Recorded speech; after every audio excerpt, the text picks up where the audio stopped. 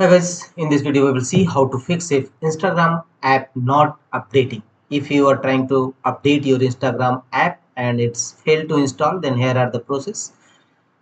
Go to your iPhone or any other Android phone. We will see it in iPhone.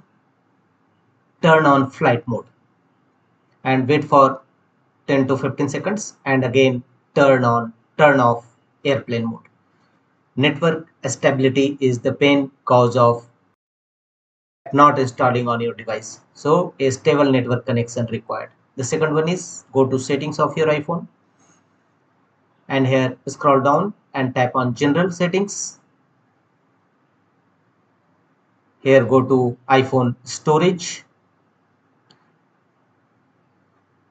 and make sure that sufficient storage is available for downloading any update for your app or any other things.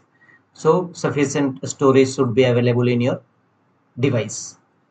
If you found any your problem not solved, then delete app and reinstall a fresh version of Instagram app in your system. That's all.